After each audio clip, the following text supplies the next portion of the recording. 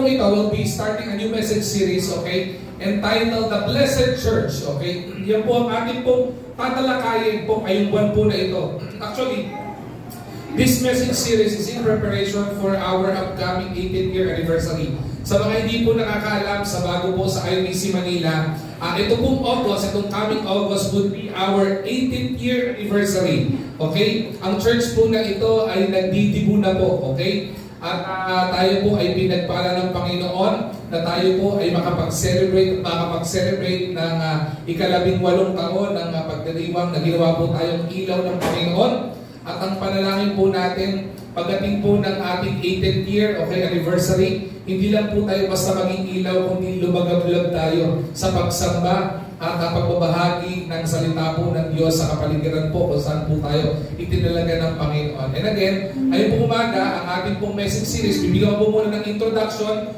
The title of our message series this morning and this month would be entitled The Blessed Church. Okay, The Blessed Church.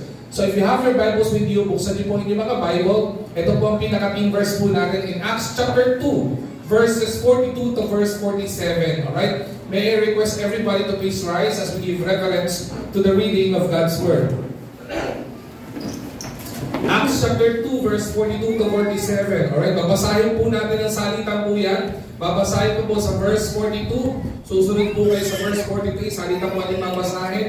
At pagdating po ng verse 47, sabay-sabay po natin babasahin. Okay po ba yun? Amen? Amen. Parang tulog pa po tayo. Amen? Ayan. Maganda po. Buhay tayo. Again, paalala po, habang binabasa po natin yung Bible verse na ito, basahin po natin ng malakas at sabayan po natin ng pangunawa. Maganda po inuunawa na habang binabasa po natin ito. Alright? Acts 42, okay, Acts chapter 2, verse 42 to verse 47, ito po sinabi ng banal na kasulatan. And they continued steadfastly in the apostles' doctrine and fellowship, and in breaking of bread, and in prayers. Verse 43.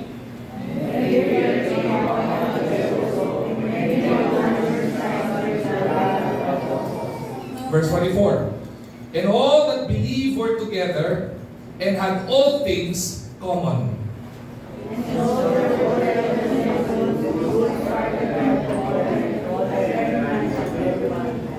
Verse 48. And they, continuing daily with one accord in the temple, and breaking bread from house to house, did eat their meat with gladness and singleness of heart. Verse 47, sabay-sabay po natin basahin. Ready? Begin. Praising God and having favor with all the people, and the Lord added to the church daily such as should be saved. May the Lord be blessed upon the reading of His words. Madali po tayong manalangin. Binigyan po natin ang gabay at tubay ng Panginoon sa ating pong pag-aaral ng Kanyang salita. Panginoon namin dakilang Diyos, magandang umaga po Panginoon sa iyo. Salamat po Panginoon sa napakagandang araw na ikaw na ibinigay niyo po Panginoon sa amin. Sa kabila po Panginoon na kanina ay umuulan, masama ang panahon, kami ay binangon mo Panginoon sa magdamag na pagkakatulog. At binigyan mo kami ng sapat na kalakasan, Panginoon, at excitement para kami po, Panginoon, ay manambahan po, Panginoon, sa iyo. Dalangin po namin, Panginoon, sa pagbubukas ng panibagong message series na ito, ay buksan niyo nga po, Panginoon, ang pintuan ng aming mga puso at isipan na maunawaan namin, Panginoon, ang malinaw na malinaw yung bawat isang prinsipyo na gusto mong matutunan namin, Panginoon. Kung paano ba, Panginoon, ang church na ito, ang gawain ito tinalaga mo sa IBC Manila, ay matataguri ang pinagpala mo, dakilang Ama. Samahan niyo nga po, Panginoon, kami sa journey, Panginoon, ang message series na ito. Marami po kaming matutunan, marami kang ma-apply, Panginoon, at lalo tingin, ma-experience namin, Panginoon, hindi lamang po yung concept ng blessing, kundi ma-experience namin personal, Panginoon, as a church, yung pagpapala mo, Panginoon, at favor mo sa church, Panginoon. Lord, we pray na itago niyo po ako sa lilikuran, gabayan niyo po at patnubayan, Panginoon. Samahan ako, Panginoon, as I deliver your word, Panginoon. Kayo po maitaas, kayo po makapurihan, at kayo maluwalhati sa pangalan ni Jesus. Amen at Amen. Alright, ayaw na po tayo po. The Blessed Church. Okay? Ano po ba, okay, ang tunay na sabihin po natin, paano po ba tayo matatagurian? Okay? What makes a church truly blessed? Okay? Paano po ba masasabi na ang isang church ay tunay na pinagpala? Alright? Paano po ba? Ano po ba yung measurement? Ano po ba yung gauge para masabi ang church ay pinagpala? Is it the size of the building? Para masabi ang church ay pinagpala? Yun po ba ang measurement para masabi ang church ay pinagpapala ng Panginoon kapag may sarili kayong property, may maganda kayong building, o may napakalaki kayong building, o kayo ay nagdadao sa isang magandang lugar ng sambahan? Okay? Or, ang gauge po ba pag tinawag ang church ay basihan po ba nito yung numero ng mga miyembro umaattend o yung mga pupunta dun sa church? Is that the basis of the church being called blessed? Or, ang basihan po ba, okay, ng isang church na pinagpala ay yung sobrang dami yung ministry na ginagampanan. Diba? Nag-uumapaw ng gawain. Yung po ba ang basihan? Okay, hindi lang may praise and worship, hindi lang may music team, may iba-iba kayong ginagawa, may mga ibang advocacy sa church. Is that really the basis of the church being called blessed? Or, sa iba, okay, ano po ba ang basihan para sabihin pinagpala tayo? Ito po ba ang basihan na to ay yung cash na meron tayo sa bangko? Yung weekly na meron tayong pumapasok para sa church? Yung po ba yung basihan? Pera po ba ang basihan para po matagurian ang church ay pinagpala ng Panginoon? Lahat po ng sinabi ko kanina po ng mga katanungan ay metrics ng tao para maging basihan po natin na pinagpala ang church. Okay? The metrics of men, when we look at the church being blessed by the Lord, ay kapag ka po may malaking building o may maganda kayong gusali na pinagdadausan ng magandang gawain. Or meron kayong sandamukmok o napakadaming miyembro. Yung pang libo-libo, milyon-milyon ng miyembro nyo, buong Pilipinas o buong mundo, ganun po yung naging basihan ng karamihan para masabi pinagpala ang ating pong church. Ang iba naman po, ang basihan ay yung number noong pong mga pera na nasa bangko. Yung po ang nagiging basihan. But again, alright, yung pong mga sinabi po natin na yan, ay basihan po ng tao o sa pananaw ng tao, in our eyesight, yung po ang basihan ng church na pinagpala. But that is not the main gauge on how the church is supposed to be called blessed. There is a biblical and godly basis para po matawag na ang church ay pinagpala. Ngayon po, as I open this message series, as the Lord allows us, by His grace, na buksan po itong message series na ito, ang maging dalangin po natin ay IBC Manila, even though we started from humble beginnings, okay, ay makita po natin na tayo ay church na pinagpala. At kung tayo ay pinagpapala po ng church na ngayon, I do believe so, okay, na we are a church that is blessed by the Lord. We've seen how the Lord moves in our life. We've seen how the ministry flourished. We've seen how the Lord uses this church para po maraming mga tao makakilala ng salita niya o makarinig ng good news or gospel of Jesus Christ. Marami po mga pagkakataon ginamit po ang church na ito. And for me, pinagpala po tayo. And I know the Lord is not yet done and the Panginoon ay patuloy na pagpapalain pa po ang church na ito. Amen? Wala po ba kayo doon? Hindi pa po tapos ang pagkilos ng Panginoon. Pero, katulad po ng isang bata, ang isang bata, hindi po siya po pwedeng manatiling bata. Ang isang baby, okay, para po siya lumaki, hindi po kagad ang isang sanggol kumakain kagad ng steak. Kasi pag pinakain mong sanggol ng steak, sigurado ma-hospital yan. Magkukulay violet yan. Bakit hindi pa niya kayang damdamin yun? May mga bagay po na pagkabata, gatas pa lang ang kinakain po niyan. Kailangan niya unti-unti, may level, ibig sabihin of maturity. Ganon din po tayo. Ayun po yung panahon na ito na very crucial in our church, lalo higit. Mag-celebrate na tayo ng ika-18. Sa mga kababaihan, ang tawag dito, nagdidibo ka na. Okay, nagdadalaga ka na. Sa atin po, mahalaga pong pivotal point ito ng church na maintindihan po natin yung mga principle para patuloy pong mag-umapaw ang pagpapala ng church na ito o ng Panginoon sa church na ito. When we look at blessings, tandaan po natin, pag tingnan natin ang blessing, akala natin ito yung mga gift na ibinibigay lang ng Panginoon.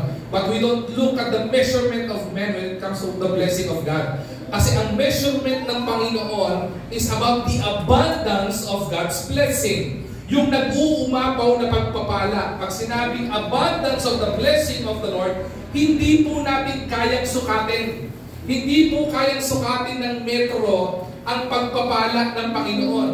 Because the Bible is clear that the blessing of the Lord, and when God blesses His children or His people, yung pagpapala po niya is immeasurable. Hindi po kayang sukatin. Nag-uumapaw. In the book of Malachi, ang pagpapala ng Panginoon kapag ka ibinuhos ng Panginoon. When the Lord opens the windows of heaven, kapag ka ibinuhos yung pagpapala po niya, hindi po natin kayang hawakan.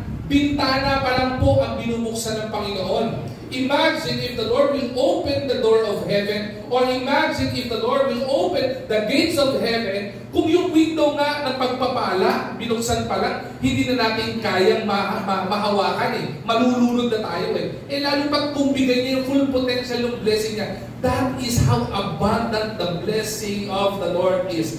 And that is what we want and we desire sa church po na ito. And I hope, sana po yun din po ang maging desire po natin sa church po na ito. Paano pagpapalain ng Panginoon ang church na ito. At mahalaga po itong ibabahagi po natin kasi meron po tayong contribution dito. There are always principles in the scriptures on how the Lord will bless us personally and how the Lord will bless the body of Christ, the church, sabihin natin as a whole or as a group, okay? As part of the body of Christ. Before I begin with the points na meron po tayo, gusto ko lang po magbahagi po ng isang storya. Sabi po natin kanina, hindi daw po basihan yung laki ng building para sabihin pinagpala ang church. Hindi daw po basihan yung dami ng miyembro para sabihin pinagpala ang church. Hindi daw po pagbasihan yung pong dami ng pera sa bangko ng church para masabing pinagpala ang church. Why? There was this one story. A small church na nagsimula sa isang humble beginning. Okay? There was this one church. Yung grupo po ng mga tao na ito, nagsimula sila mga 1970s. Early 1970s, they started the ministry, and guess what? Saan sila nagsimula? Nagsimula po sila na mas mahirap pa sa pinagsimula natin. Kung tingin po natin yung mga umabot po doon sa pinagmula natin sa kabilang building, yung sa may tapat ng Obi Montessori, sasabihin nyo, Pastor, yung simula natin sobrang humble beginning na po noon. Kahabag-habag po yun. Bakit po? Isipin nyo, kapag nag-service tayo, umuubo yung sahig. Diba? Kapag nag-DBBS, talagang baptist na baptist mga bata, bawal tumalon. Kasi pag tumalon, malalaglag sila doon sa motor sa baba eh. Diba? Kapag kami dumadaan ka, talaga umuugin. Praise and worship doon, kakaiba. Kahit pagpalakpak, hindi mo gagawin. Kung hindi, malalaglag ka ng kisame. But there is this one church who started this most humble beginning na po pwede mong isipin. Alam saan sila nagsimula? Nagsimula sila ng ilang tao lang. A handful of people who was the desire to really grow in faith. Okay? Hindi po sila katulad ng mga malaking churches during that time na nag-meet sa iba-ibang mga auditorium, may malalaking mga facility. Hindi po ganun simula. Nagsimula sila na nagsaserve sila sa isang puno, sa ilalim ng puno ng Alateris. Alam niyo ba yun? Sa ilalim ng puno ng Alateris, katabi ng highway. Alright?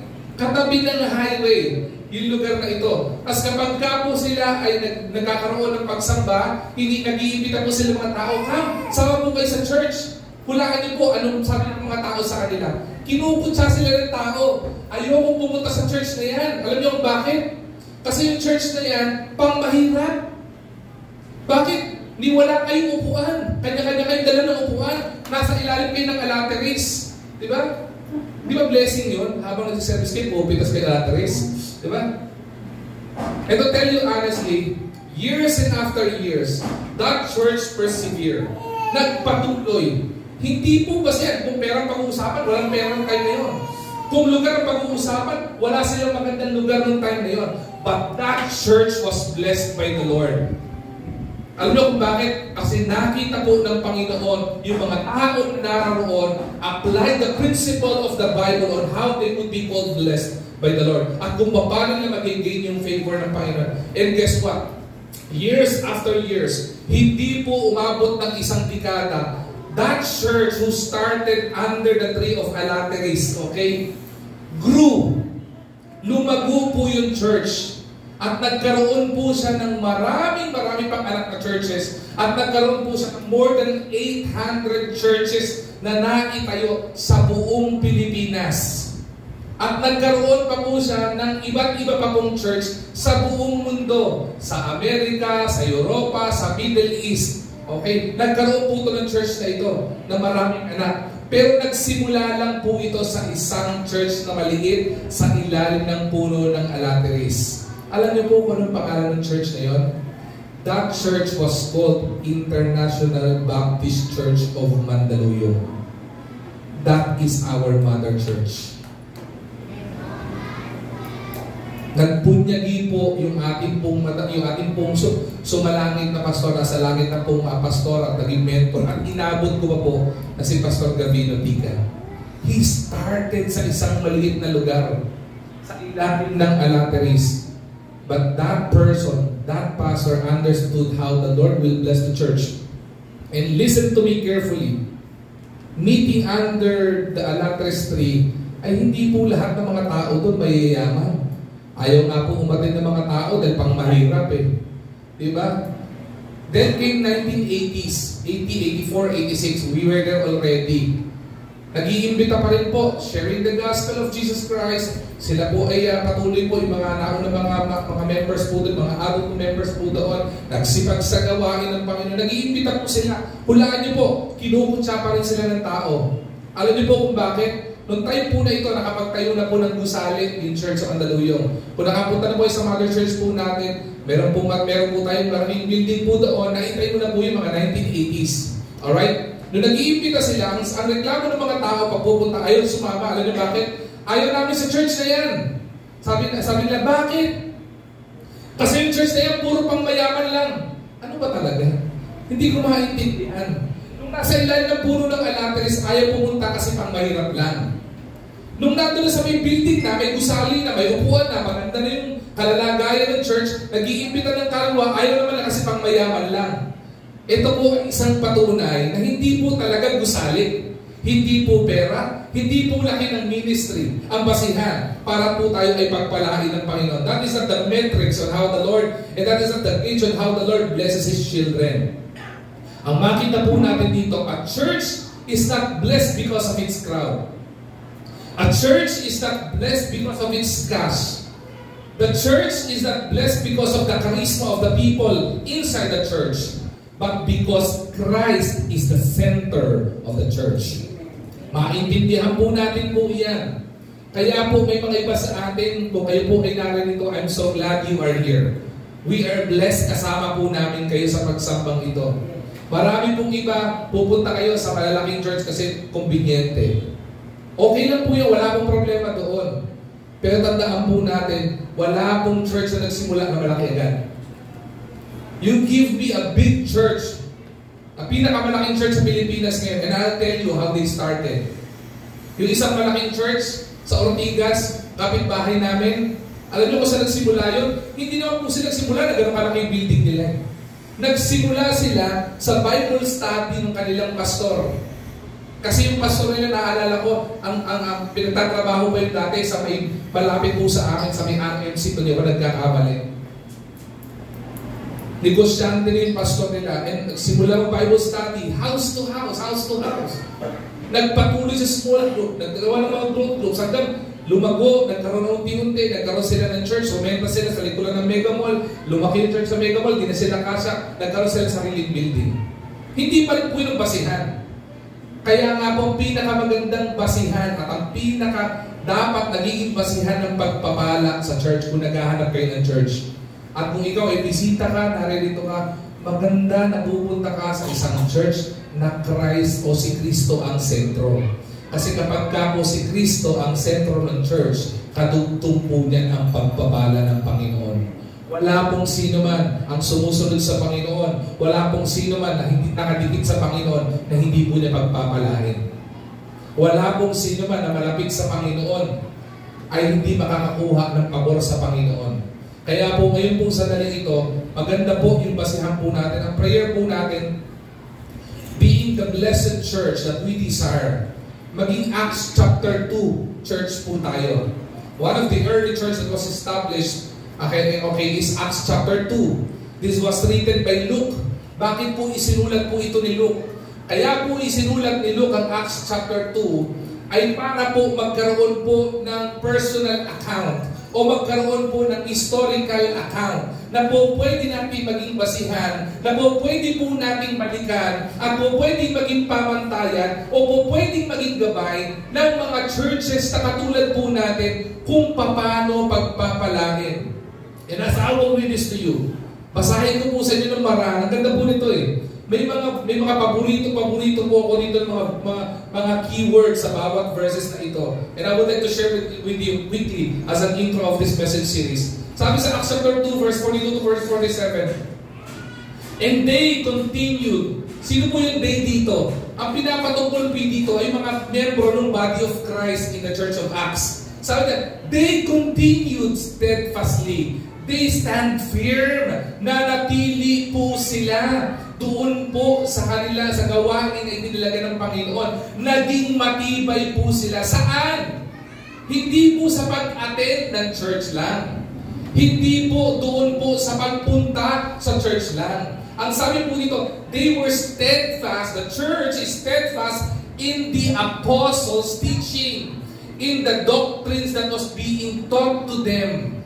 Naging matibay po sila doon, pinanghahawakan nila yung mga itinuturo sa kanila ng kanilang pastor, itinuturo ng mga apostol ng tayo ngayon, pinag-aaralan nila, ninanamnam nila, iniintindi nila, at ina-apply po nila. At bilang application nito, hindi lang sila steadfast or firm in the apostles' doctrine, pati po sa fellowship. Mahalaga po yung fellowship, okay?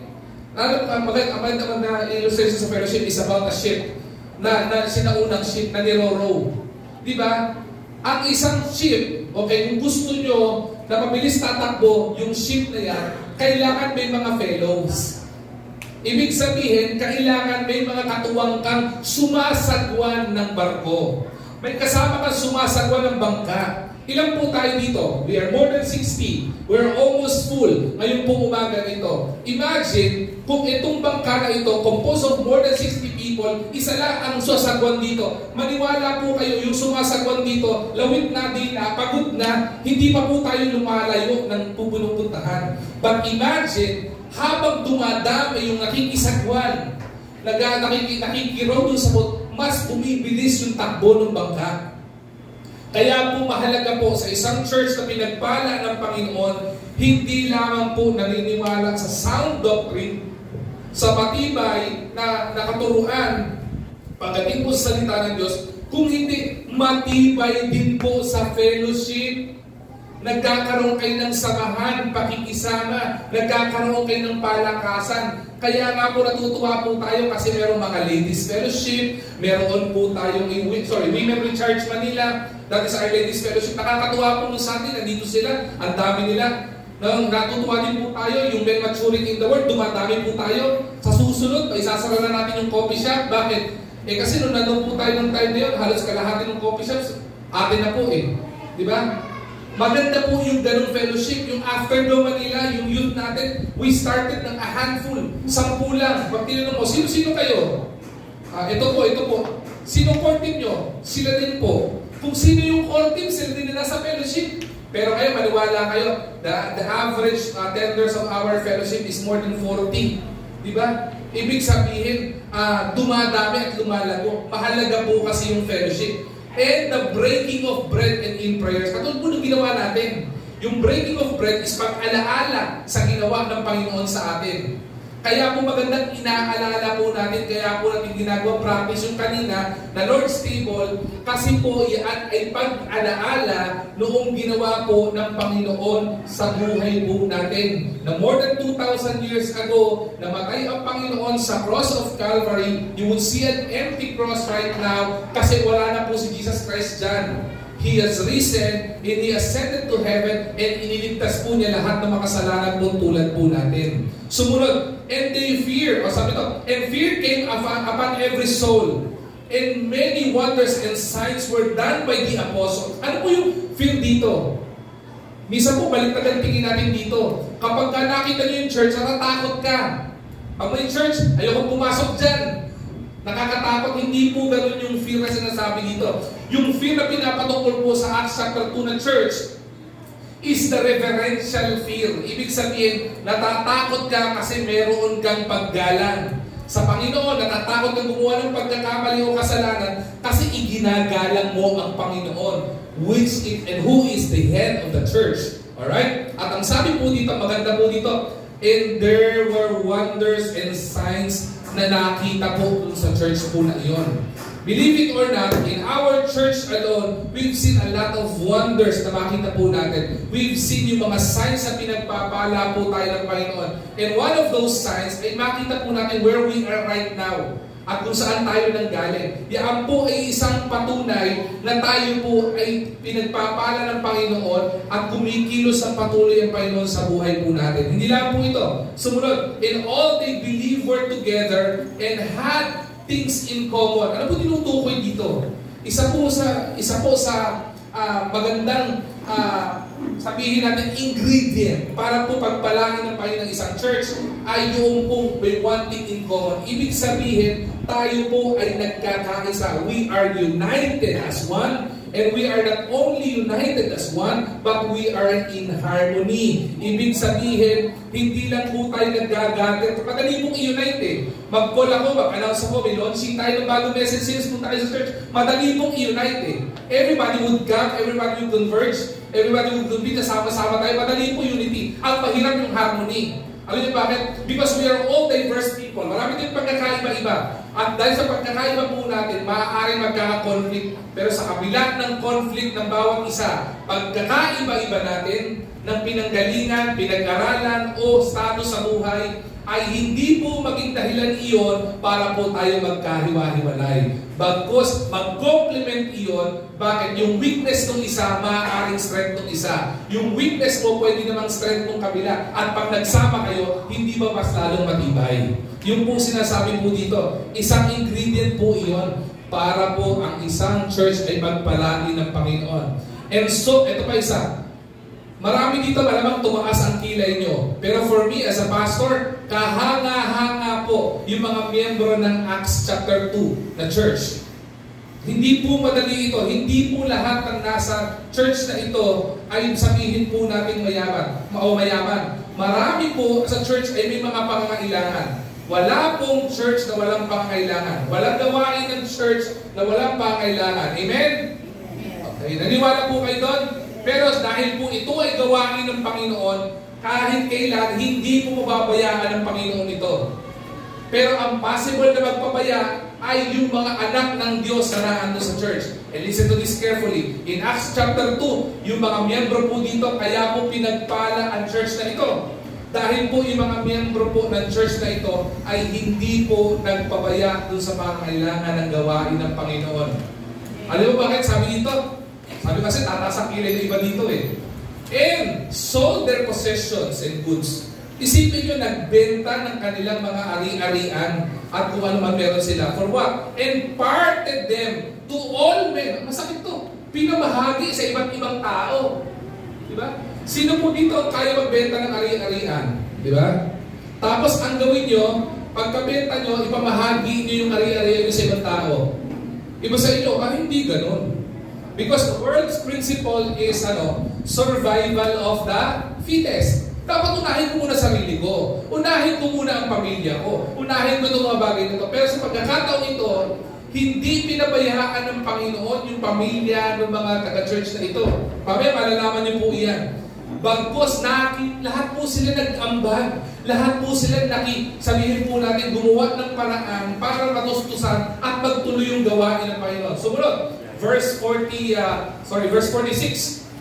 Pakibag yung verse, mga anak. Okay? And they continuing daily with one accord in the temple, breaking of bread from house to house, did eat their meat with gladness and singleness of heart. Bakit niyo po dito? Ibig sabihin na, may breaking of bread na eh. Ginawa nila inside the body of Christ, inside the church. Dito, ang ginawa po nila, they continue breaking of bread, studying the doctrines, studying, growing in faith. Saan po nila ginawa? Palinaw po lagi dito, diba? From house to house. The principle of Bible study in small groups. Kaya po ako, I'm really amazed, I'm really in awe. Kapag kami nakikita po akong mga bahay o tahanan na bukas po sa gawain at pag-aaral ng salita ng Diyos. Kaya po kung may nagpo-post sa atin, yung mga pastors natin, natutuwa po ako kapag nagpo-post sila.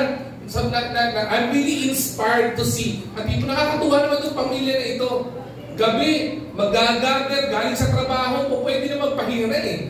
Pwede na matulog na pagod sa trabaho, bumiyahe. Pero pagdating sa bahay, aabutan nila, may isang maliit na pastor na gwapo, di ba? Na ang kanta, laging suot ay, Mahal kong Maynila. Di ba? Paborito na kasi yung Bulaklakin eh, di ba? Kasi mas BJ. Nawala na. Nag-backslide. Nag-check lang. Kita nyo? Service na. Nag-minister pa sa mga miyembro. Ang sipag eh. Pero ang kahanga-hanga po doon, di lang po si Pastor BJ eh.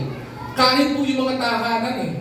Na magbubukas ng tahanan nila, talaga mag-aaral, magbubukas ng salita ng Diyos, magtatanungan sila, kasi gusto nilang lumago sa pananampalataya. That is how the Acts chapter 2 church was blessed by the Lord. Because they continue worshiping the Lord not only inside the church, but inside their homes. Dinala po nila yung simbahan sa loob ng tahanan. Kahit sa tahanan, ang nagiging sentro, Panginoon. Kaya po pinagpala. Ito po yung pinakamaganda. Yung verse 47, praising God and having favor with all the people. Okay? And the Lord added to the church daily such as should be saved. Tanda po natin. Remember the multiplier series? Sabi yung saan po natin 2 months ago? The concept of multipliers or the concept of being a multiplier is for us to build small groups, Bible study groups, share the gospel to people, maging kultura po ng church po natin yan. And believe it or not, as we gauge it, the church is beginning to be a multiplier church. Kasi hindi lang po mga young people, natutuwa ko, even mga young peoples natin, I commend all our young people. Diba? Yung mga member ng young people natin, nagba-Bible study, nag-small group. Yung mga adult natin, di lang may nagkakaroon din sila na magkaroon ng Bible study sa tahanan nila. Even outside of home, kahit sa trabaho, nag-small group. Ang ganda po nun eh. Bakit? Praising God, having favor with all the people. At ito ang pinakamaganda dito. Akala ko po ba ang principle ng Panginoon ay multiplier. Diba? The growth of the church is about multiplication. Eh bakit po dito ang nilagay dito? And the Lord added.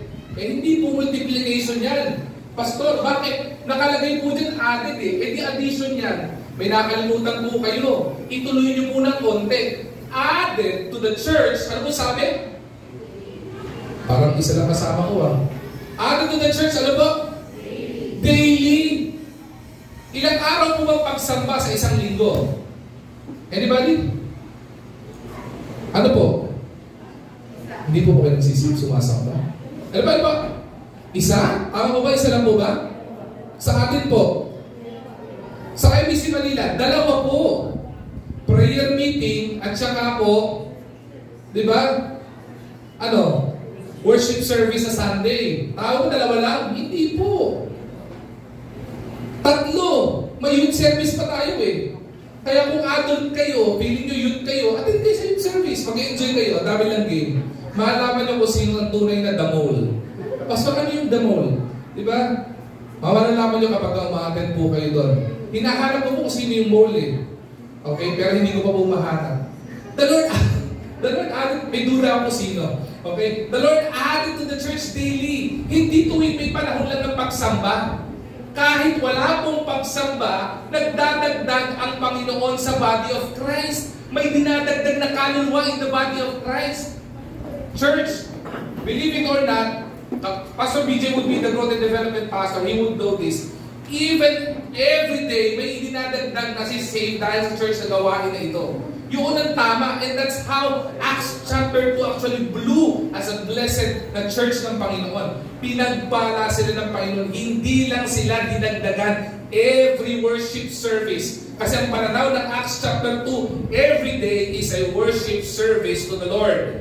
Every day is about praising God. Every day is about glorifying God. And dahil in-apply nila ito mga principle from Acts chapter 42 to verse 46, the Lord added to the church daily. Yun po yung pagpapala. Pastor, akala ko po ba hindi numero ang basihan ng pagpapala ng Panginoon? Akala ko po, Pastor, hindi building ang basihan para pagpalain ng Panginoon? Akala ko po ba hindi pera ang basihan para pagpalain ng Panginoon? O hindi tayo kung may mga umatin tayo dito, may mga church, ang basihan, pagka pinagpala sila. Kapag kayong church may umatin na artista, pinagpala yan. Dito po wala tayong artista. Mukhang artista lang meron. Di ba? Di ba? Brother Erwin, di ba? Sino to? John Prats. Oh. Dito, wala ba tayong artista sa church na ito? Marami tayo ditong kalokalike. Okay? Si Brother Erwin, saan ka na si John Prats sumasayaw? Yung John Prats natin gumakanta. Di ba? Sino pa artistahin dito? Ha? Si Pastor BJ. Si Pastor BJ. Ha? Noy Bulante? Ang hirap naman nun. Ang pangit naman nun. Huwag kayo magkakamali, baka masabi mo, Noy Bulante. Mapangit naman yan. Okay? Di ba? Dito bukang artistahin lang. Ang dahil artistahin dito. Di ba? Hindi tayo sabihin favor na church o favor na church ng Panginoon. Tayo yung bakit tayo sikat dito. Bakit po? Sa church, wala akong dapat ibang sikat kundi si Lord lang. Amen? At kapag si Lord ang nasa church, yun ang pinagpala ni Lord. Okay? Pero again, hindi man po yun ang basihan. Believe it or not, if the Lord added daily to the church in the book of Acts, yung pong pagkakaroon ng gusali, yung pong pagdami ng miyembro, yung pong paglaki, noong pong provision ng Panginoon sa church, that's inevitable. Though, hindi po yun ang basihan. Ang basihan ay yung basbas ng Panginoon sa church. Hindi po yung mga yun. Yung mga yun po, yung building, yung cast, yung ministry, yung dami ng miyembro, ay secondary bonus na lang po ng Panginoon yun kapag kami nagpahala ka. Okay, now, tingnan po natin. Mabilis-bilisan po dahil introduction lang po ito. What are the false beliefs about God's blessing sa church? Ano po ba yung mga myths, okay? Yung myth that mislead the church para sabihin na tayo ay pinagpala. Sana po, church, maintindihan po natin ito. Marami po mga pagkakataon na mislead tayo na tayo ay pinagpala na. If I will be asking you, tingin niyo po ba ay Ibig Manila pinagpala? Iba sa inyo, magiging iba-iba po tayo ng sagot. Kaya nga po, titignan po natin dito kung ano yung mga bagay na makakapag-mislead sa atin para po tayo hindi huminto sa gawain. Kasi marami pong naligaw ng landas na nagkamali ng tingin na tayo pinagpala ng Panginoon. Ano nangyari? Naging complacent na lang tayo. Hindi po dapat ganoon. Dapat po ang mananampalataya, hindi po nami-mislead. Dapat sound in doctrine at patuloy na ina-apply ang principle ng Panginoon. Tingnan po natin ito. Ano sabi na 2 Corinthians chapter 5 verse 7, for we walk by faith and not by sight. Hindi po tayo tumitingin dun sa mga bagay na nakikita natin. We don't look at the instruments that we have, facilities that we have. We don't look at numbers. Hindi po dapat yung basihan po natin ng pagpapala ng Panginoon. We look by faith. Diba? Sino po ang pinananampalataya natin ay walang iba kundi ang Panginoon. Now, here are several, 3 lang po, na false belief o myths na ang church ay pinagpala na. Okay? Una, bigness over biblicalness. Ano po yan? Ang sabi po na 2 Corinthians chapter 10 verse 18. Malinaw po ito. Not he commends himself is approved. Okay? But whom the Lord commends. Okay? Hindi po basihan yung laki. Hindi po basihan yung laki ng property. Hindi po basihan yung dami ng miyembro. Hindi po tinitingnan ng Panginoon yung mga tipong ang galing mo, ang ganda ng gawain mo, ang perfect mo, ang seamless ng program nyo. Hindi po yun ang tinitingnan ng Panginoon para pagpalain. Ang tinitingnan po ng Panginoon ay yung obedience ng mga tao. Kaya sabi ito, whom the Lord commends, He approve. Diba? Kapag ka Panginoon ang nakapansin, yun ang approval ng Panginoon. Kapag ka ikaw lang ang nakapansin, malaki na gawain na, pinagpala na kami. Hindi po pinagpala yun. Kapag ka ang Panginoon ang nakapansin sa obedience at katapatan ng mga tao, yun po ang tunay na pinagpala. Kaya po hindi po basihan ang bigness ng church, hindi po basihan yung number of membership, it is over biblicalness. Okay? Ibig sabihin, hindi basihan para ikaw ay pinagpala yung malaki kayo. Ang dapat na basihan ng pinagpala yung biblical po tayo. Kaya po tatanungin po ako ng bawat isa inyo, kahit sino ang po lumapit sa inyo sa akin, whether magpa-counseling kayo, wala po kaming ibang sasabihin sa inyo ng mga pastoral staff dito, kundi ano po ba sinasabi ng Bible? Ano po ba sinasabi ng Panginoon? Yung po kasi ang pinagpalang church, ang basihan ng bawat prinsipyo ay kung ano po ang sinasabi ng banal na kasulatan. Alright? Now, hindi lang po yun, hindi po lang po yung false belief. Cash over Christ-likeness. Okay? Ano po ang sabi ng 1 Timothy chapter 6 verse 6? Godliness with contentment is great gain. A wealthy church is not the basis of being a healthy church. Hindi po ibig sabihin, mayaman yung church, healthy yung church.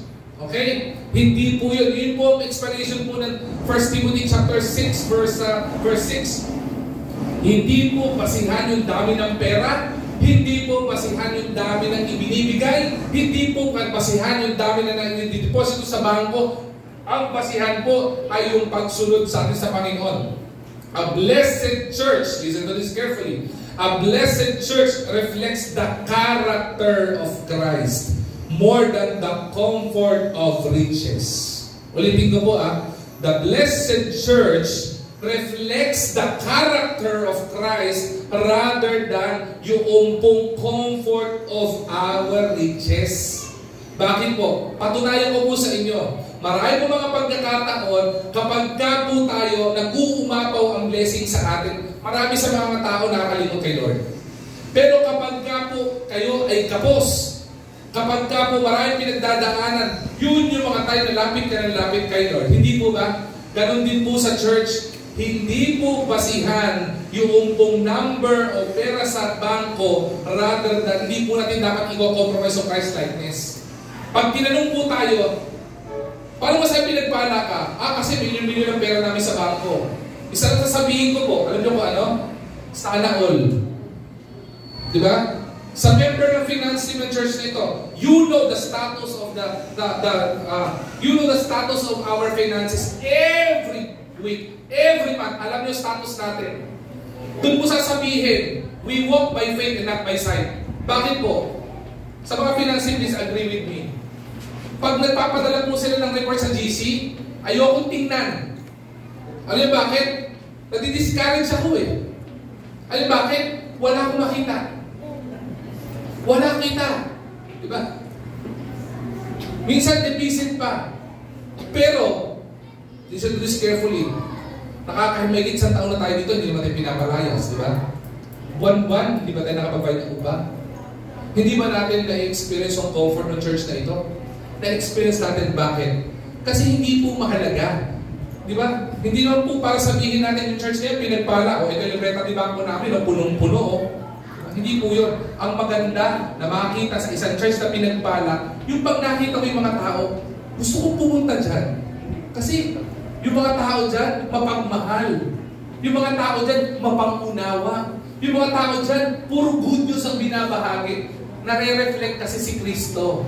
Okay? So one myth na dapat namin makita, hindi po cash ang basihan ng pagpapala ni Lord.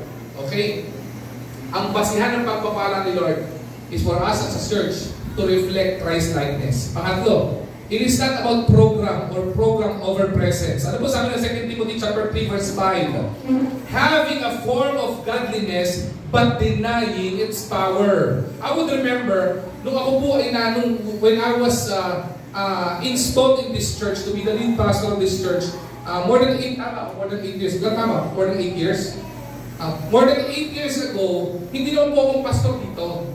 May nauna pong pastor sa akin dito, and I commend yung ginawa po niyang work dito. Ang dami ko pong inani po doon. But again, nung inilagay po ako dito as the lead pastor of this church, I would remember one pastor, specifically my brother-in-law. Nag-uusap po kami sa kwarto namin. Sabi ko sa kanya, Pastor, pakipag-pray po. Dahil po ako po ay install na po sa church this coming Sunday, noong time na yun, sa IBC Manila to become the lead pastor. Hindi ko po makakalimutan yung pinayo niya sa akin. Sabi niya, Pastor, isa lang ang natutunan ko sa ministry. Sabi niya, hindi programa ang magpapalago sa church. Ang magpapalago sa church ay walang iba kundi presensya ng Panginoon. So huwag kang aalis sa biblical principle. Sabi niya sa akin, and true enough, yun po ang nangyari. Kung totoosin, kapag ka tumingin kayo sa mga ibang church, matutuwa po kayo. Naggagandahan, nagbobonggahan yung kanilang mga ginagawa. Iba sa kanila, nakakapag-concert sa malaking theater. Iba sa kanila, nakakagawa ng sa malaking gawain sa malaking lugar. Pero hindi po bahagi yung tanong. Pastor, hindi ba tayo gagawa? If the Lord allows us to do that, we'll do that. Diba? If the Lord tells us to do that, we'll do that. Pero kung hindi, mas mahalaga pa rin po kasi yung pagpapala at blessing po ni Lord. Activities and events are not substitute to God's presence. Iba po kasi ginagawa natin. Atin ako sa church, bakit? Kasi may magandang event kami ngayon Diba? The church shouldn't be an event-driven church. A church should be Christ-driven church. Kaya nga po church Kasi po, kung gusto mo event lang, ang dami mong event. Pumunta ka sa MOA, linggo-linggo, araw-araw may event dyan. Pumunta ka sa Araneta Coliseum, linggo-linggo may event dyan. Pumunta ka dyan kung event lang. Pero kung hinahanap mo si Kristo, sa church ka pumunta. Yun po mahalaga. A church may be busy sa maraming events. Pero pinakamasakit, busy ka nga sa events pero barren ka naman. Ano yung barren? In Tagalog, baog. Unfruitful. Diba? Hindi po pwede maging busy-busyhan tayo, pero hindi tayo namumunga. Mas maganda yung nagiging busy ka para mamunga. Diba? Para mamunga po tayo. Being fruitful in the Spirit of God when God is moving. Masarap po sa church na pag pumasok ka, yung gusto mong bumalik, yung ayaw mong umalis kasi alam mo may pagkilo sa Spirit doon. I would remember during our DBBS time, ilang beses ko sinita yung mga Sunday school teachers natin, yung Kingdom Kids natin na mga ministers. Sabi natin, tapos na yung tanghalian, nakakain na yung mga DBBS at ihatid nyo na pa ulit. Hinatid nila. Nagmerienda lang ko sa tapat, pagbalik ko, yung hinatid nandito, ba't nandito pa to? Sabi nila Ate Karen, Pastor, hinatid na po namin. Tingnan namin, bakit nandito kayo mga anak? Bumalik po kami. Sabi nila Kuya Josh, sabi nila Kuya Jeyo, hatid nyo ulit. Hinatid nila. Pangatlong beses nandun pa rin. Uulan na, nandito ulit. Sabi ko, una, napufrustrate ako. Tapos the other, naupo ko sa gilid. Sabi ko sa Panginoon, Lord, thank you. Bakit? Kasi ibig sabihin, gusto nila sa church kasi naramdaman nila dito yung presensya mo sa church. Diba? Ang pinakamasakit, yung hindi pa tapos yung preaching, gusto nang umuwi. Ayoko dyan. Ang pangit dyan. Ayoko dyan. Hindi ko maramdaman ang presensya. Ayoko dyan. Lahat ng mga tao, pagod dyan. Diba? Diba? Lahat na lang pinintasan, lahat na lang sinitan, lahat na ito. That's not how the church goes. Masabi sa church, maramdaman mo yung brotherhood. Maganda yun sa church, maramdaman mo na may umuunawa sa'yo, may nagmamahal sa'yo, may kumukorek sa'yo, may gumagabay sa'yo, may nagpapatubay sa'yo in the biblical principle. It is not programs that make the church grow. It is the presence of God. Okay? Yun po yung mga false belief about God's blessing. Ngayon, tingnan po natin. Kung nakita na po natin yung mga false belief, ano po yung mga failures? What are the different failures of a church? Okay? What are the different failures that blocks the blessing of the Lord? Ano po yung mga humahadlang? Ano po yung mga nagiging sagabal sa pagpapala ni Lord? Maaari pong ito ay tao, maaari pong ito ay event, maaari ito ay prinsipyo, o maaaring tayo ito, o yung mga pina-apply po natin. Maaaring leaders din po ito. Okay? What are the different biblical failures na sinabi po ng Bible na nagbablock, maaaring humadlang o maghinder doon po sa pagpapala po ni Lord? Yung mga hindrances for God to bless for us to experience the favor of the Lord. Ilang bagay po ito. Ang sabi ng Ephesians chapter 4 verse 30, do not grieve the Holy Spirit of God. Ito yung basahan. Ito po yung pinaka-main focal point para hindi po pagpalagi ng Panginoon Church. Sabi ito, do not grieve the Holy Spirit. Ano po ba ibig sabihin ng grieve? Ang ibig sabihin po ng grieving, okay, ay mag-cause ka ng sadness. grieving eh. Pag namatayan ka, you grieve kasi nalulungkot ka. Pero what does it mean nang sinabi ng Bible, do not grieve the Holy Spirit? Ibig sabihin, huwag kang mag-cause ng sadness sa banal na Espiritu. Alright? Paliwanag po kasi para maintindihan po natin. Okay? We believe in Trinity. God the Father, God the Son, and God the Holy Spirit. The purpose of God the Father, not only during creation, but to stay in heaven, in His throne. The purpose of Jesus, listen to this carefully, they are one. They are co-equal, they are co-eternal. They are one, with different functions lang po sila. Okay? Now, Jesus Christ, the only begotten Son, came to earth more than 2,000 years ago. For what reason? Para mamatay po sa cross ng Kalbaryo, i-redeem tayo, tubusin tayo sa ating mga pagkakasala upang tayo makasalanan, hindi po pumunta sa impyerno. Why? Because of sin, we are all hellbound. Okay, now, malinaw na po yun. Ngayon, ang nangyari, when Jesus Christ ascended to heaven, it was witnessed by the apostles. Okay? When He ascended to heaven, iniwanan po ng Panginoon yung Holy Spirit sa mundo. Kaya po yung Holy Spirit po ang nangungusap sa atin. Kapag ka po nagpupuri tayo sa Panginoon, naluluha tayo, nakakaramdam tayo ng ibang emotions, it is the Holy Spirit who is moving.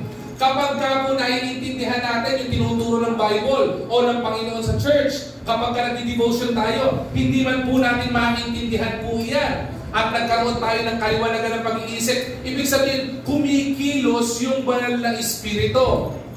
May mga pagkakataon na tayo po ay iniligtas ng Panginoon sa kapahamakan. Okay? Diba? Yung tipo nagpapaneho ka, hindi ka naka-seatbelt, nabunggo ka, pero nakapag-church ka, nakapag-preach ka ngayon. Kami po yun. Nabunggo po kami kahapon. Umuulan. Hindi po ba? Masama, hindi po tutularan mga nag-drive. Dapat naka-seatbelt po kayo.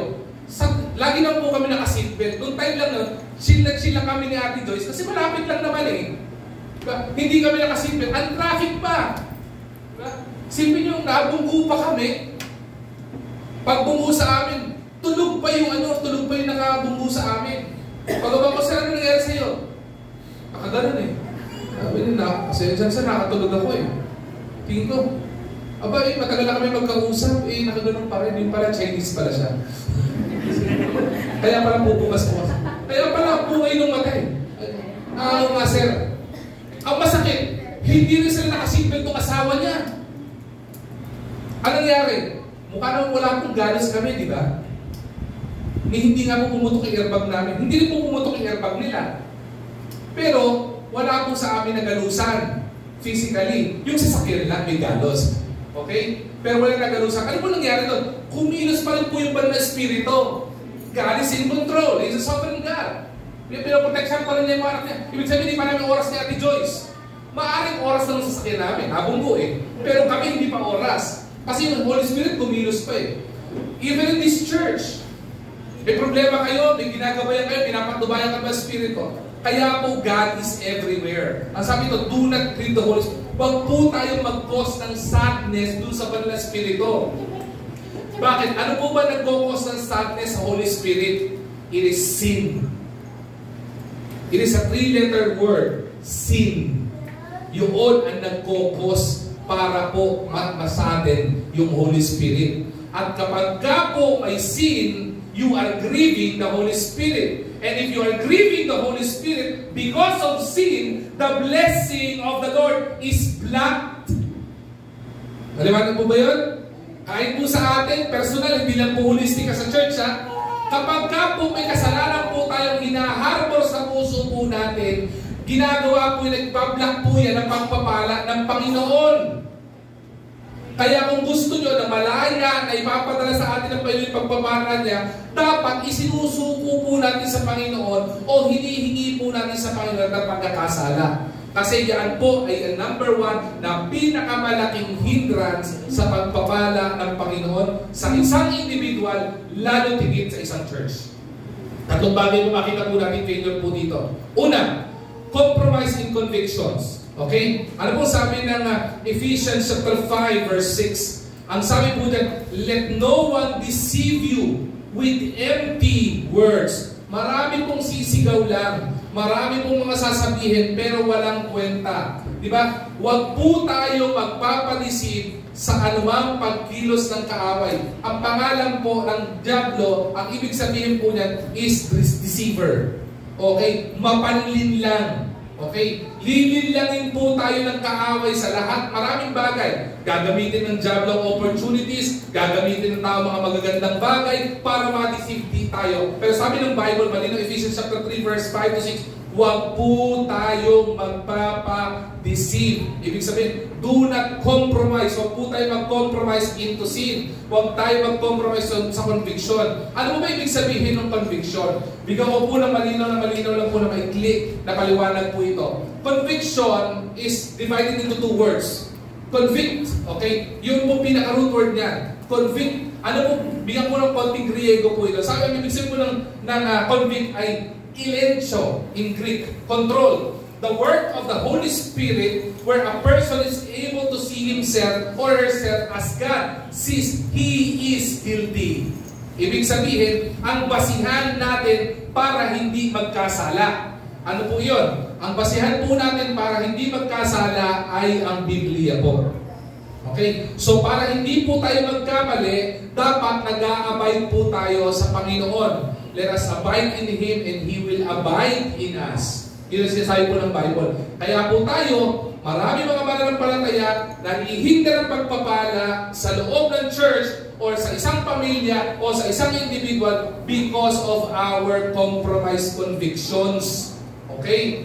Kinukompromiso natin, okay na yan, white lies lang naman, okay lang naman, maliit lang naman yan, okay lang. Hindi po pwede ka magkompromiso. Kung kasalanan, dapat iwinawaksin, tinatalikuran. Yung mga mag-please kay Lord, yun ang dapat ina-apply at pinupuntahan. Do not compromise in conviction. Sumunod. Sabi, maintindihan po natin dito. Pangalawa, conflict without Christ-likeness. Ito po yung isa sa pinakamatindi na magiging hadlang ng pagpapala sa church. Yung magkaroon ng conflict na walang Christ-likeness. Ano po sabi? Balik tayo sa Book of Acts. Di ba sa Book of Acts, ang sabi dito, they continued daily. Di ba? Sabi ko, in verse 42, and fear came upon every soul, and many wonders and signs were done by the apostles. And all they believed were, ang sabi po dito, they were together. Okay? And had all things in common. Ano po yung sabi ko kanina? It is about unity. Pagkakaisa. Hindi lang po pagkakaisa. It is also about harmony in the relationship. May mga hindi pinagkakaintindihan. There are all diverse people. We are all diverse people. May pagkakaiba-iba tayo. We all have different strengths and weaknesses. We're totally different people na magkakasama dito. Iba-ibang ages, iba-ibang pinagkalakhan, iba-ibang pinag-aralan, iba-ibang gender. Okay? Pero hindi po dapat maging dahilan yung conflict para masira yung church. Lumaki po ako, personally, lumaki po ako sa church. I've seen so many churches destroyed because of conflicts. Okay?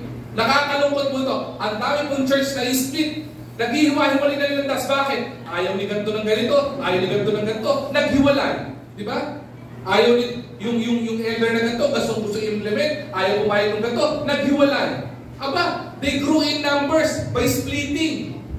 Hindi yun prinsipyo ng Bible eh. The principle of a blessed church, the Lord added daily in the church. Hindi mo prinsipyo ng Bible. And the church of God grew by splitting. Diba? May pagkakaiba-iba. Ang tinuturo, kung may conflict, isettle yung conflict, magkaroon ng Christ-likeness para po yun ang makita po natin dito. Diba? Maintindihan po natin na kahit may conflict, dapat nakikita pa rin si Kristo. Dapat po, kung may conflict sa church, may hindi na pagkakaunawaan ng miyembro, hindi po maging basihan niyan para hindi ka na umatin ng church, hindi ka na maglingkod sa Panginoon. Division, gossip, okay, and bitterness grieves the Spirit. It saddens the Holy Spirit. Ano sabi natin kanina? Grieving the Holy Spirit is about creating sin. And if you create sin, you grieve the Holy Spirit. And if you grieve the Holy Spirit, you block the blessing of the Lord. Simple principle, biblical principle po yan. Hindi po mahirap intindihin, hindi po ba? Pero ang problema, yung kasalanan ang hirap iwasan. Yung conflict ang hirap i-resolve. Ang mangyari, pag nanatili ka sa kasalanan, yung conflict hindi mo resolve na maayos, yung blessing ng Lord hindi dadating sa iyo. Ano sabi ng Bible? Malinaw naman po eh. Diba? Ang ginawa nila, nagkaisa sila. Galatians chapter 5, verse 15. If you bite and devour one another, biblical po ito, pakinggan maigi ha. If you bite and devour one another, watch out or you will be destroyed by each other. Kapag ka po nagkagatang kayo, di ba? Okay, you will destroy each other. Kahit simple, di ba? Ano yung prinsipyo ng patakasan ng ihi? It is the principle of pride. Ano ba? Wala po nagpataasan ng ihi na hindi nabasa. What do I mean? Subukan yung humiga kayo. Makipag-competition ka. Sabi ko Joseph, Joseph, higa ka dito. Higa din ako. Pataasan tayo ng ihi, oh. Everything that rises falls. Tama? Wala po nagpataasan ng ihi hindi nabasa. Ganun din. Wala po nagkagata na hindi nasaktan. Pero pag pinagat kayo, hindi ka masasaktan. Masasaktan kayo eh. Yung po yung prinsipyo tinuturo dito. You don't bite one another. Diba? You love one another as Christ loved the church. Diba? Minsan po sa church, huwag po sana tayo sa church to, no? Kung sino pa yung nandito sa church, yung po yung sinisiraan natin. Si pastor ganun yan. Si pastor ganito to. O yung member natin ganito. Huwag nyo kaingitan yung member nyo. Pagka pinagpala yung breadwinner nyo, i-celebrate yun.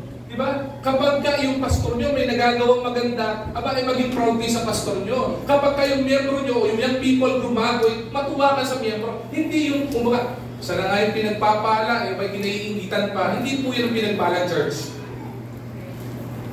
Hindi po maging dahilan yung conflict. At lalo tigit, wag kong malalaman sa church po na ito. Paalala po sa inyo. Sabihin ko na po sa inyo sa witness ko, pinakagalit na galit po ako. God forbid.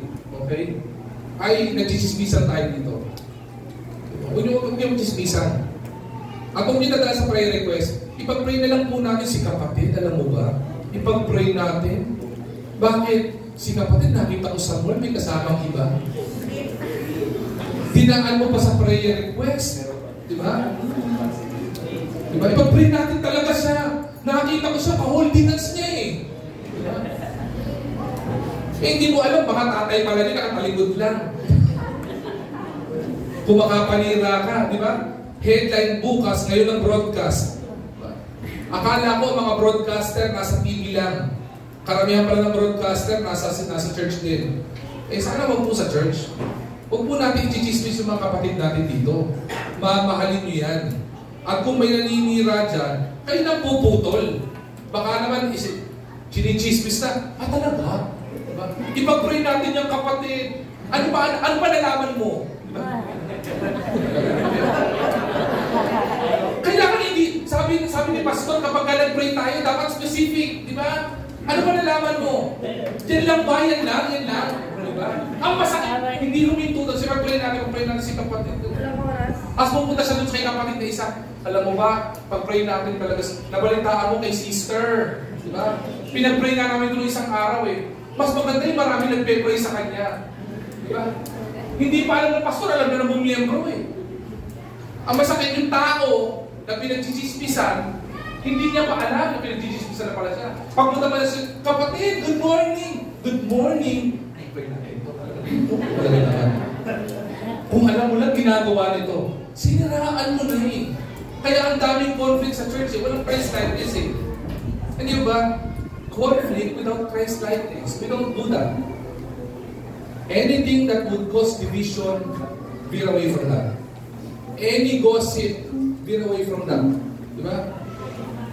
Any bitterness, anything about sin, iwasan po natin yan. Yan na mag-ihinder sa pagpapala ng Panginoon. Pangatlo, na failure. That blocks God's blessing. Complacency in commitment. Ano po sabi ng 1 Corinthians chapter 4 verse 2? It is required in stewards that a man be found, ano po sabi dyan? Faithful. Okay? Sabi po dito, kung meron po tayo na dapat ina-apply sa church po na ito, at sa Panginoon, hindi po sa church lang, sa Panginoon, ay yung commitment po natin sa Panginoon. Ibig sabihin, yung faithfulness po natin sa Panginoon. Pagkakausap ko po, staff meeting po namin.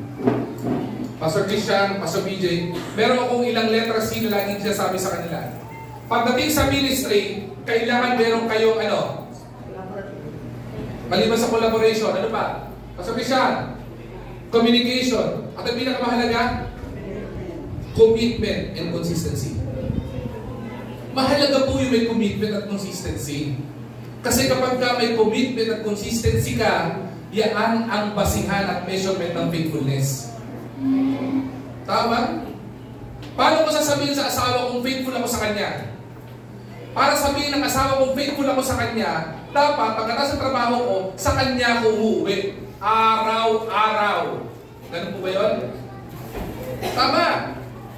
Para sabihin, faithful ako sa asawa ko, ang katabi ko lagi sa pagtulog, asawa ko. Wala akong tinatabihang iba. Tawag ba? Ang tawag doon, consistent at saka commitment ang tawag po doon.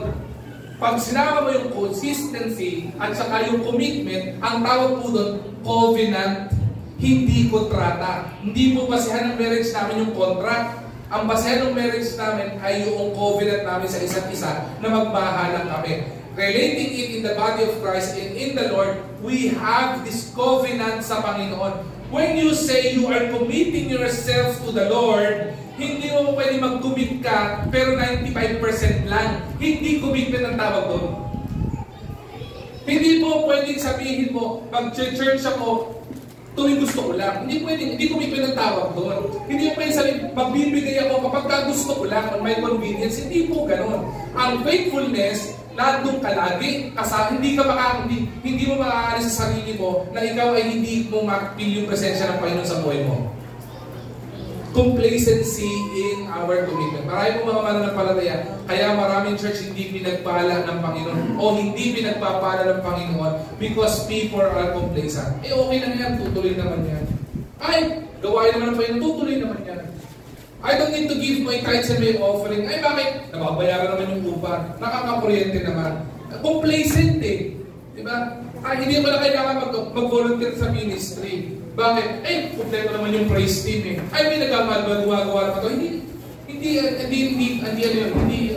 yun ang magandang excuse. Marami pong tao complacent. Ang dapat sa mga mananampalataya para magpalain ng Panginoon, we are always to be on fire. Lumalagablag. Okay? Yan po yung mga failures. Ano yung mga failures? Compromise and conviction. Sin. Conflict without Christ-likeness. Nag-aaway, tapos hindi nire-resolve sa magitan ng prinsipyo ng Panginoon. Complacent. Diba? Yung walang pakialam. Okay na yan. Hayaan mo si Pastor mag-Bible study.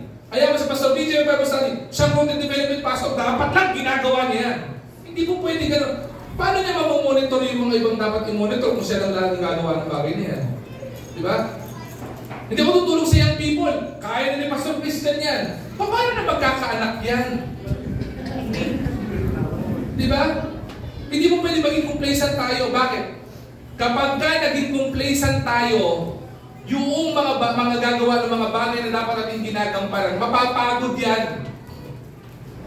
Pagka nagkasakit yung mga naglilid na yan, sino tatayo? Ikaw ba? Kung pag hindi ka tatayo, tumulong ka. Parang sa bahay lang po yan eh. Yung tatay mo na nagtatrabaho, yung nanay mo na gumagawa sa bahay, ikaw na anak, ano gagawin mo? Manood ng Netflix. Ang hirap kaya nun. Nakakapagod po kayo manood ng Netflix at saka mag-follow up na hindi pabayad yung account. Hindi ako makapanood. Ang hirap nun. At saka mag-follow up ng internet kasi hindi ako makapag-YouTube. Mahirap yun. Complacent tayo eh. Isipin nyo, yung kunyari ako, kahit na ako nagtatrabaho sa bahay, sabihin ko, Lab, ano ba may tutulong ko sa'yo? Diba? Pwede ba ako na maghugas ng plato? Diba? Ako na mamalansya. Ako na gagawa ito. Magpahinga ka dyan. Complacent, hindi complacent yun. Diba? Ano mangyayari? Nabibuild na strong yung relationship. Mga anak, tulong kayo sa pamilya nyo. Huwag kayong complacent. Okay lang yan. Nagtatrabaho naman si tatay eh. Okay lang yan. Ginagawa naman ni nanay yung paglalabat at pagluluto eh. Okay lang yan. Tumulong ka. Gagaan ang trabaho. Maniwala ka, pag lahat sa bahay tulong-tulong, hindi kailangan ng buong araw na gawain sa bahay. Mamangulang, mga parents who are here. Tama? Pagka sinimulan nyo na maaga yan, wala pang kalahating araw tapos lahat ng gawain sa bahay. Pag tulong-tulong. Pero kapag ka isa-isa kayo, maniwala kayo, lubog na araw, palubog na, puputok na lang uli ang araw. Hindi ka pa tapos magtiklop. Ganun po sa church eh. Kaya po ang bagal ng pagpapala, ang bagal ng growth sa church is because people are complacent. Okay lang yan. Ginagawa naman ng pastor eh. Okay lang yan. Ginagawa naman ng church worker eh. Okay na yung paglilinis yan. Kaya naman ni Kuya Dave yan eh. Kaya si Kuya Dave hindi nagpumayat-payat eh. Bakit? Siya nilang lagi sa kitchen eh. Lahat ng tira siya lang tumira eh. Siya rin nahugas. Diba? Eh kung sinyo, kung lahat tayo tuluto, I would remember this. Nakakaproud po ng church ito. When we transfer this sa church na ito, pag tingnan nyo ito, naku, pambihira. Diba? Nakakalunod sa itsura nito. Napakadumi ng sahig. Pagpunta mo ka sa CR eh, hindi ka pa umiihi, para may umihi na eh. Malalaman makita mo eh. Pero sabi natin, workday po tayo, Sunday, lilipat po tayo dyan. Every member pumunta dito. Di ba may mga daladalang walis, may daladalang bunot. Pag may bunot, eh, wala namang lalang pasuhin. Kasi pasol, baka kailanganin. Di ba? May daladala ng panlinis, may daladang map. Lahat nag-contribute. Maniwala kayo, the following Sunday, nakalipat agad. Alam nyo bakit? Because nobody's complacent. Hindi inasa lang. Kaya na nila yan. Kaya na ng workers yan. Di ba? Pinapaalawan sa mga sila. Hindi mo ganun eh. Lahat nag-contribute. Nagawa lahat eh. Kahit pa kayang people, di ba pintura, nagsipag-pintura eh. Inulit nga lang. Paano nagpas na pa sa pintura eh. Anak, hanggang dito lang. Hindi, pastor. Di ba? May initiative ako. Pati yung itim pinturahan na puti. Okay? Anak, itim yan. Dyan lang itim. Okay? Pero hindi complacent. Nakiki-contribute. Tulong-tulong. Yung kasi nagbablock. Ngayon, ito yung principle. Mabisa po ito. Foundations that bring God's blessing. Ano po ito? Galatians chapter 6 verse 9. Let us not grow weary in doing good. Huwag tayong manghihinawa sa paggawa ng mabuti. Okay? 7 na po. Mabilis po ito. 6 lang naman po ito. Pastor, 6. Mabilis na promise. Okay. Una, steadfast in Scripture. Fear in the Scriptures. Colossians chapter 3 verse 16. Ang sabi nito, let the word of Christ dwell in you richly. Namnamin mo yung salita ng Diyos. Maging basihan ng prinsipyo ina-apply sa church. Walang iba kundi salita ng Diyos. Ang mga lawyers, ang basihan nila sa batas is the Constitution. Ang basihan ng mga doktor sa kanilang mga ginagawang prinsipyo are medical books. Sa church, ang basihan natin ng tama, walang iba kundi Scripture, Bible. A blessed church is one that teaches, preaches, and apply the Word of God.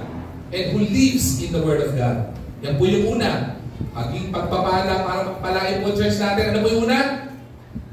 Okay tayo. Nakalagay pa yan dyan ha. Steadfast in Scripture.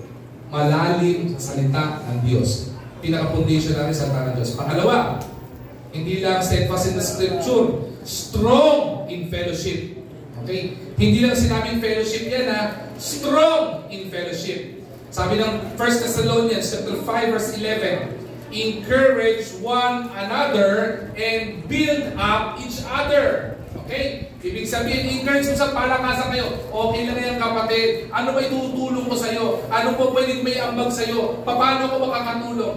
True community, okay, a legitimate community builds spiritual strength. Ang tunay na pinagpalang church ay ibinibuild mo yung spirituality ng tao. Ikaw yung maging dahilan para mas tumibay siya sa pananampalataya, lalo tigit hindi ka maging dahilan para maging stumbling block at maging karitisuran. Strong in fellowship. Pansinin nyo, bakit maraming hindi pupunta sa fellowship? Ang daming dahilan. May trabaho ako, maglalaba ako, magluluto ako, magpe-prepare pa ako para next week. Ang dami mong dahilan. May ibang dahilan ganito. Kaya ayoko mag-fellowship. Kasi makikita ko si sister. Bakit? Ano si sister? Dadaanin na naman ako sa prayer request. Pero chichismis naman ako. Kaya may mga ganun, strong in fellowship, matibay. Pag nagtaon ng fellowship, sama kayo. Di ba? Ang nakakatuwa dito, yung hindi na kayo kailangan mang tawagin. Kayo may nagtatanong, Pastor, kailan may maturing in the word? Pwede ba next Sunday magawa tayo? Yun ang magandang strong in fellowship. Diba? Maniwala po kayo. Nakakatuwa po church na ito. May mga iba't ibang GC. Alam niyo bakit? Strong in fellowship eh. Magugulat ako. Mamayang hapon may maglalaro ng basketball. Nagfe-fellowship. Nagkakasiyahan. Nang hindi nagkakasala. Diba? Pakipaglaro ka ng basketball sa iba, magsisikwa. Dito hindi.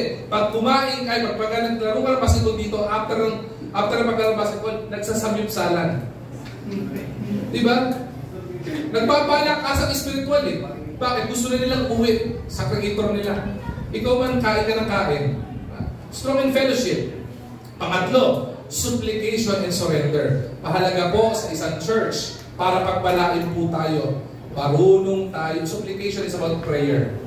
Church na marunong manalangin. Yung church na pag may inutos ang Panginoon, marunong sumurrender. Colossians chapter 4 verse 2. Sabi niya, continuing steadfastly in prayer. Diba? Patuloy na nananalangin. A prayerful church, listen to this carefully, a prayerful church is a powerful church. Because a powerful church is a church that is blessed by God.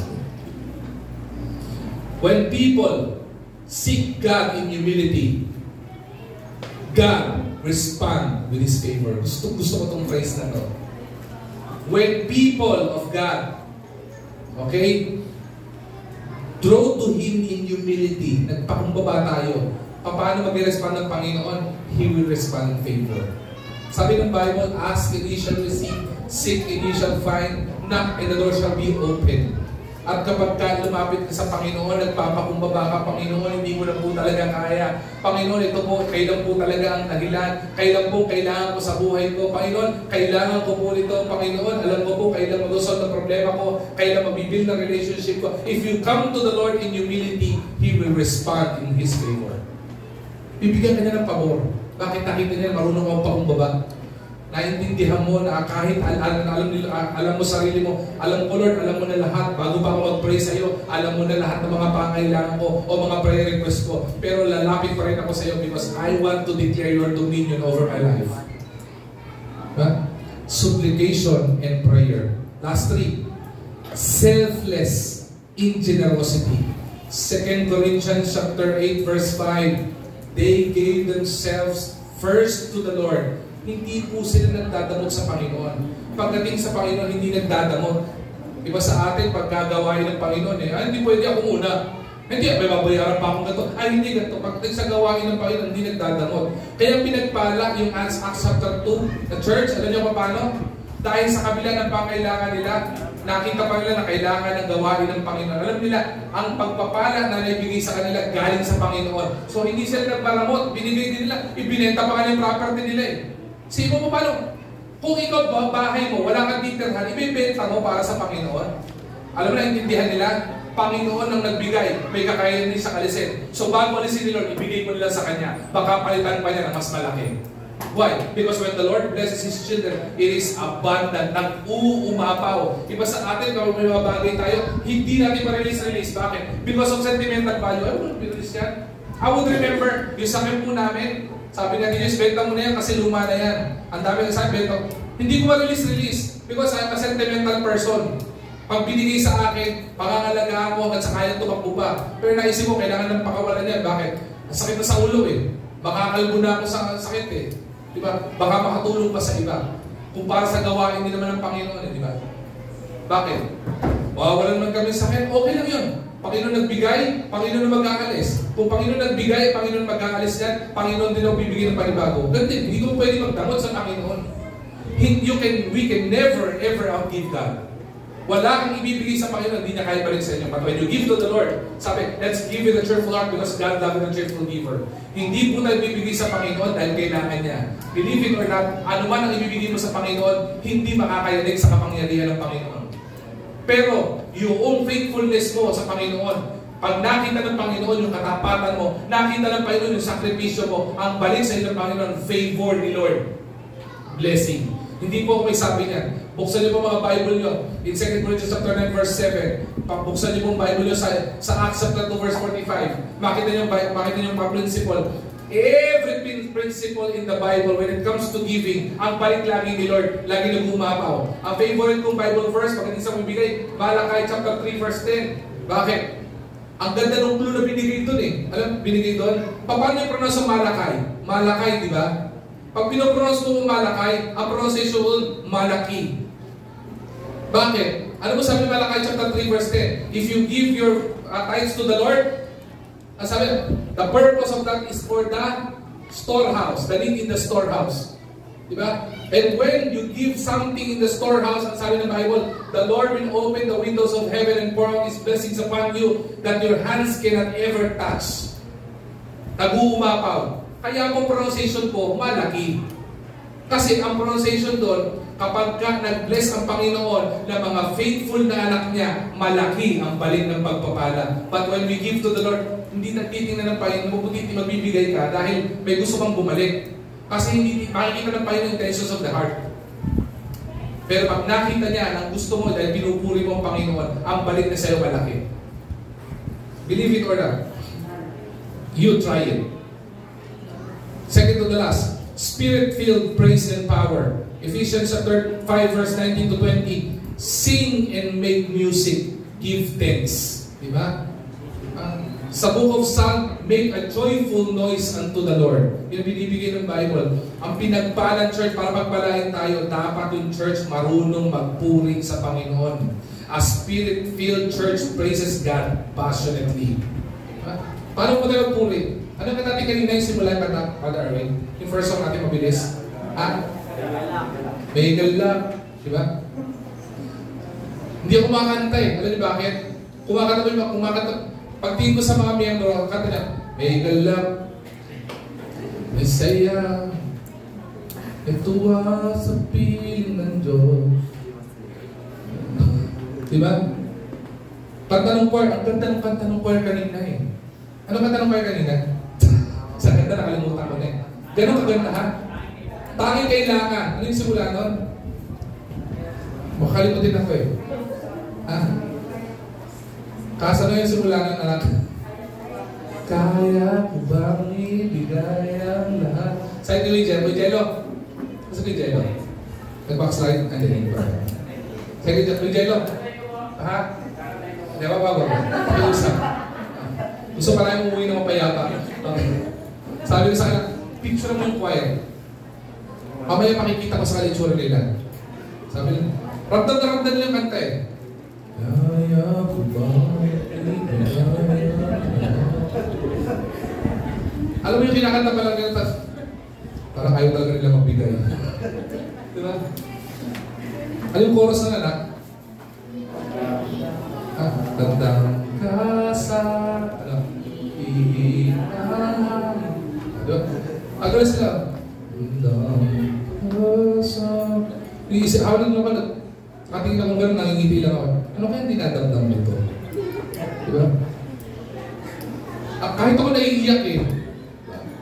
Kahit ako, bakit gano'n? Eh, sabi ko, pag pinagpala ang church, kaya spirit-filled. Diba? Kaya tuwa ko yung Gian eh. Kumakata siya sa likod siya, kaya nakita ko siya. Alam mo yung ramdam mo yung nagpupuli sa Panginoon. No offense mga praise at yung choir. I just want I would like to commend you and bigyan kayo ng konting guideline. Now when you come to the pulpit, kailangan spirit-filled. Diba? Pupunta kayo sa church, pagpupuri kayo, dapat mula sa puso. Diba? Hindi ka lang pupunta kasi kakanta ka. Kanta ako dito. Inala, saya, nakatuwa, may tuwa.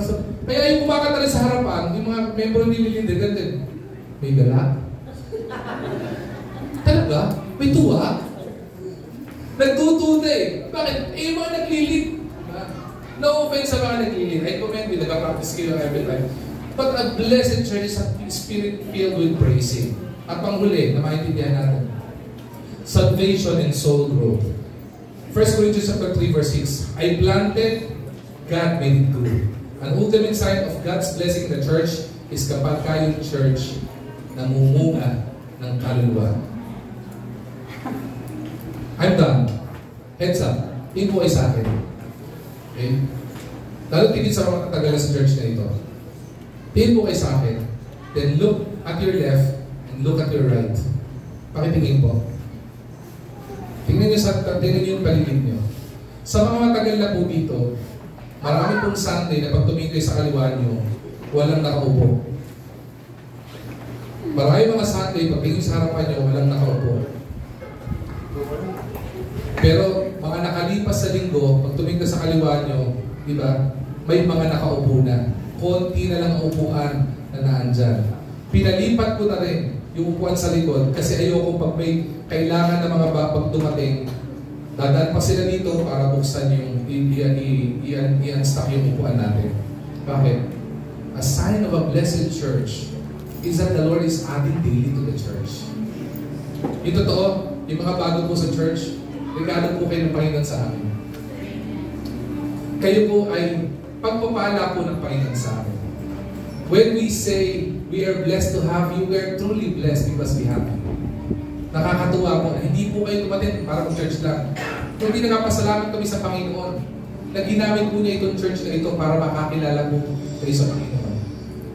Malaki pong pribilehiyo po yun. Diba? We are imperfect people, but we have a perfect God. Kaya mapunta po kayo dito, laking pagpapala po sa amin yun. Ma-encourage mo. Sana po maintindihan po natin itong mga bagay na ito. Maintindihan natin yung false beliefs. It is not about bigness. It is about being biblical. It is not about cash. It is about Christ-likeness. It is not about program. It is about the presence of God. At sana hindi po tayo maging dahilan para mag-block yung pagpapala ng Panginoon dito. Don't compromise ever to sin. Don't allow conflict to destroy relationship with the body of Christ. Don't allow complacency to stick in our heart na okay na yan, pwede na yan. Yung bang ano may tutulong ko? Ano po pwede ko iambag? Ano po pwede ko itulong? Diba? Kahit maliit lang pwede ko itulong. Lakas lang pwede ko itulong, pwede ko itulong. Kasi pala yung nagiging dahilan kung bakit pinagpapala ng Panginoon Church. At yung mga foundation, it is about the Word of the Lord. It is about strong fellowship. It is about prayer, supplication, and surrender sa Panginoon. It is about selfless generosity. Yung hindi mo titinan sa sarili mo, patitinan mo yung ibang tao, may tutulong mo sa ibang tao. It is about spirit-filled praising the Lord and salvation and God. Alam bakit? And disciple, I will tell. God doesn't bless buildings. He blesses obedience. A church that walks in truth will walk in God's favor. Ulitin ko, God doesn't bless buildings. Hindi po itong church at itong building at ang pinagpala ng Panginoon. Ang pinagpapala ng Panginoon, yung mga tao sa loob na marunong sumunod sa Panginoon. Ang tanong, sumusunod ka ba kay Lord? Kasi kung hindi ka sumusunod kay Lord, kung hindi tayo sumusunod kay Lord, hindrance tayo sa blessing the Lord sa church na ito. Ang pangit nun. Pinakamaganda yung maging dahilan tayo para magpalain church na ito. Let's be obedient. And from this, sabi ito, a church that walks in truth, yung lumalakad sa katotohanan ng salita ng Diyos, maiintindihan mo at ma-experience mo yung favor ni Lord sa buhay mo. Let us move from man-centered metrics. Yung basihan ng pagpapala, yung nakikita ng tao. Hindi po tayo maging man-centric yung measurement natin ng blessing Lord. But ang maging metric natin, ang measurement natin ng pagpapala ni Lord, it should be yung God-centered obedience. Obedient ba ako kay Lord? Lord, prayer ko ngayong umagang ito, o itong araw na ito, bago kayo mag-anniversary next month, ako ba ay hindrance sa pagpapala mo sa church? Or ako ay dahilan na pinagpapala mo ang church? Obedient ba ako, Lord, o disobedient ako sa iyo? If you're disobedient, maganda maintindihan mo yung mga pagkakamali mo. Kasi totoo kapag ka naging obedient ka sa Panginoon, hindi lang naman yung church ang pagpapalain niya. Pati ikaw pagpapalain niya. Diba? A blessed church is not the biggest. A blessed church is not the richest church. A blessed church is not the trendiest church. Yung pinakasikat ngayon.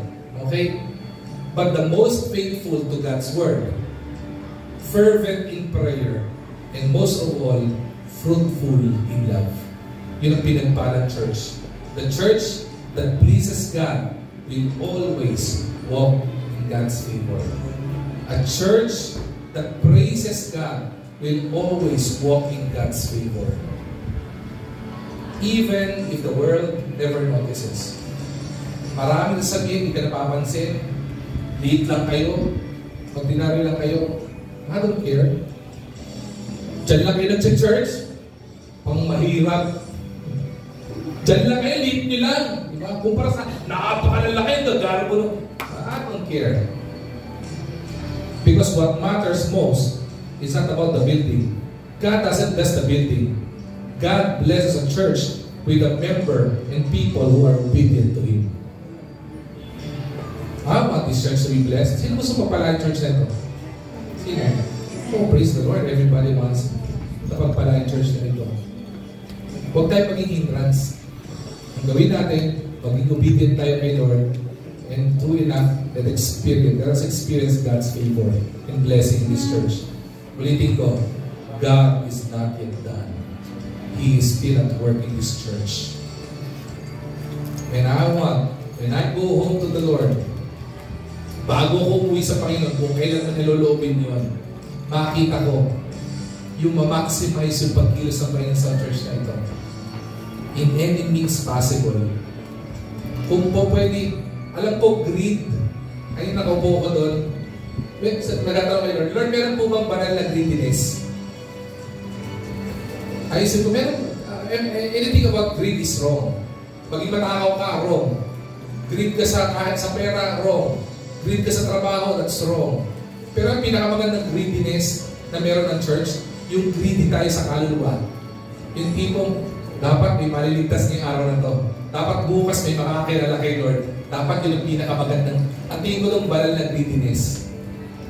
A church that is blessed by the Lord is greedy for souls who will accept the Lord Jesus Christ as their Savior. Let us move from a regular church to a blessed church. Apply the principles. Veer away from the principles that will hinder God's blessing in our life.